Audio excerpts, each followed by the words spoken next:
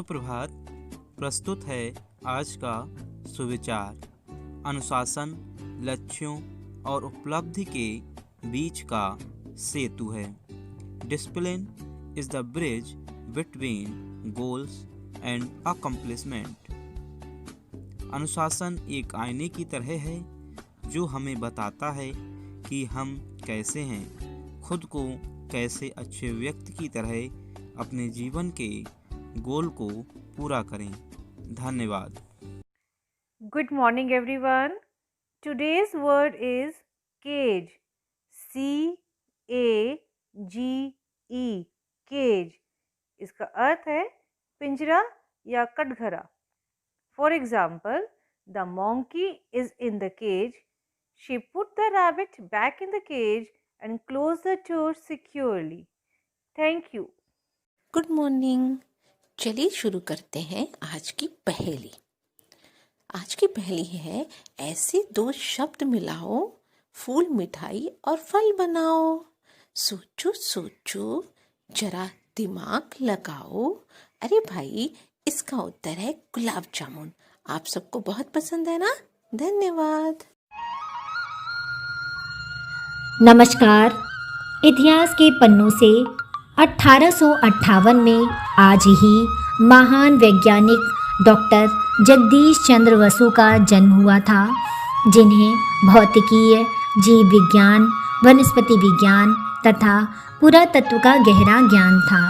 1872 में आज ही के दिन पहला आधिकारिक अंतर्राष्ट्रीय फुटबॉल मैच इंग्लैंड और स्कॉटलैंड के बीच खेला गया था। धन्यवाद। सुप्रभात। खेल हमारे जीवन का आवश्यक हिस्सा है।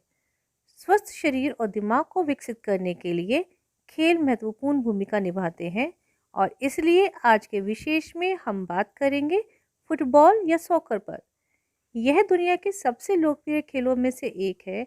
यह एक सामूहिक खेल है और इसे 11 खिलाड़ियों के 2 दलों के बीच खेला जाता है।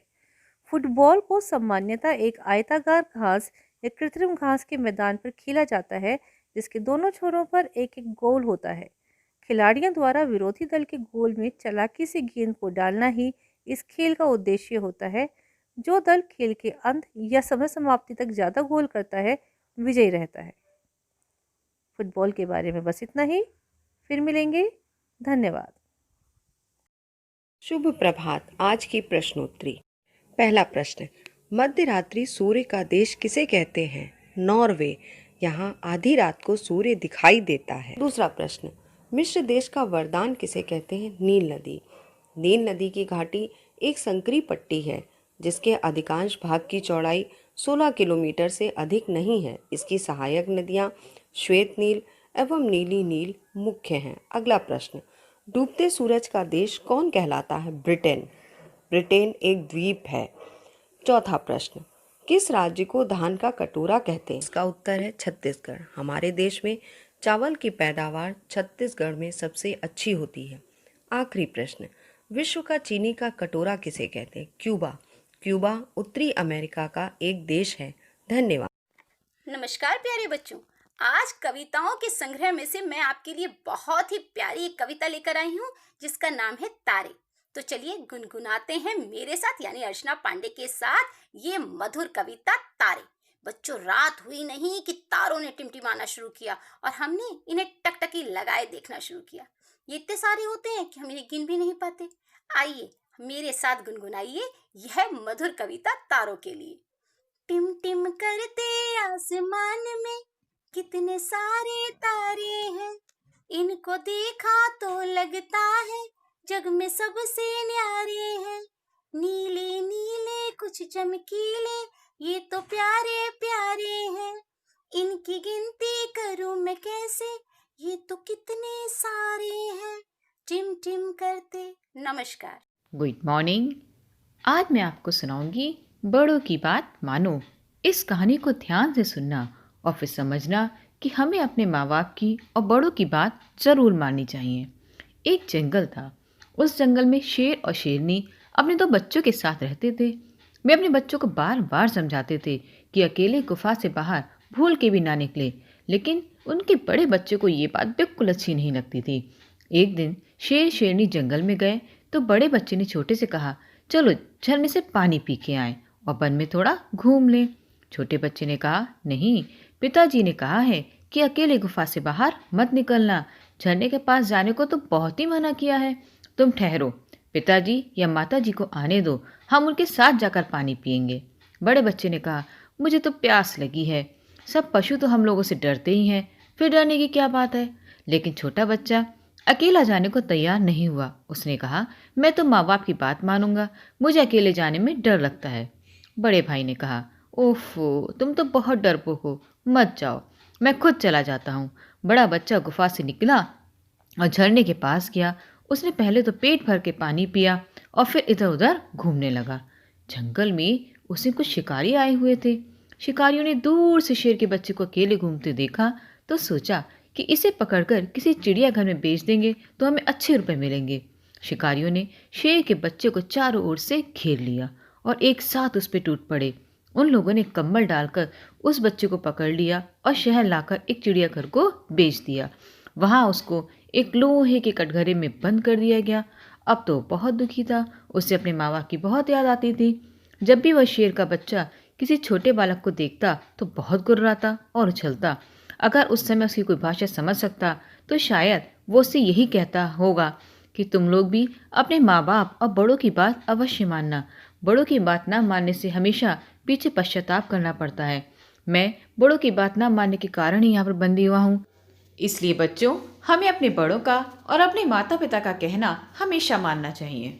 सुप्रभात, मैं प्रेम वर्मा। आज मोटिवेट योर सेल्फ का विषय है live up to your role. अपनी भूमिका पर कायम रहें। Life is full of struggle, रुकना नहीं है। प्रॉब्लम्स छोटी हो या बड़ी, प्रॉब्लम्स ही होती हैं, उन्हें और कुछ नहीं कहा जा सकता और ना ही वो इग्नोर करने से ख़त्म होती हैं। सिर्फ उनका मुकाबला करके और उन्हें समाप्त कर देना ही उनका परमानेंट इलाज है, यानी सॉल्यूशन है। जिंदगी की सबसे ज़रूरी चीज़ यह है कि हम अपना किरदार निभा पा रहे हैं या नहीं। एक शिक्षक के रूप में, एक दोस्त के रूप में, एक परिवार के सदस्य के रूप में, जिस भी रोल में हम इस समाज का अंग हैं, हमारे किरदार से हमारी पहचान होनी चाहिए। धन्यवाद। आपका दिन शुभ हो। आप सभी को संजीव शर्मा का नमस्कार। आप देख रहे हैं प्रेरणा सूची आधारित लर्निंग आउटकम से जुड़ा हुआ कार्यक्रम, जिसमें प्रतिदिन हम एक एलओ के बारे में गतिविधि की बात करते हैं। आज हम बात करने वाले हैं कक्षा 3 के गणित विषय के एलओ कोड M313 के बारे में, जिसमें बच्चे घड़ी देखकर समय बता लेते हैं। ऐसा ये लर्निंग आउटकम है। तो आइए देखते हैं किस प्रकार की गतिविधि कक्षा शिक्षण में हम करा सकते हैं।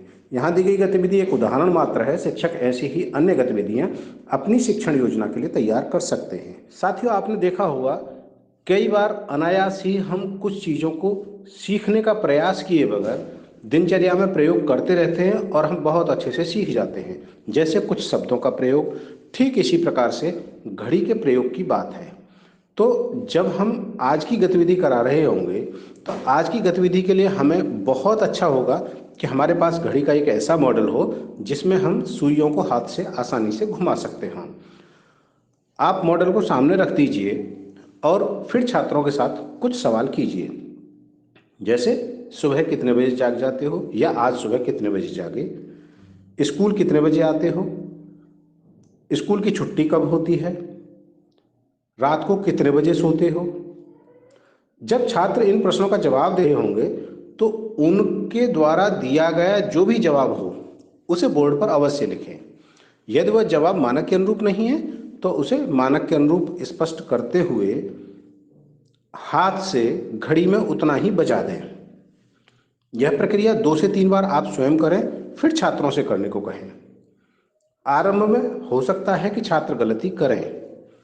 उनकी गलतियों को स्पष्ट करते हुए, सुइयों की अवधारणा स्पष्ट करते हुए जब करने को कहेंगे, आप देखेंगे कि छात्र फिर बेहतर तरीके से कर पा रहे हैं और धीरे धीरे छात्र घड़ी को बहुत आसानी से स्पष्ट कर पाते हैं। तो इस प्रकार की गतिविधियां आप करा सकते हो और इस तरह से इस लर्निंग आउटकम को पूर्ण किया जा सकता है। याद रहे, छात्रों के साथ आपकी सक्रिय भागीदारी बहुत ज़्यादा जरूरी है और छात्रों के साथ मानसिक रूप से जुड़ना भी बहुत आवश्यक है। गतिविधियों की रोचकता बनाए रखें और गतिविधियों को कराते रहें, हासिल करें प्रेरणा लक्ष्यों को। हम बनाएंगे प्रेरक प्रदेश उत्तर प्रदेश। जय हिंद, जय शिक्षा।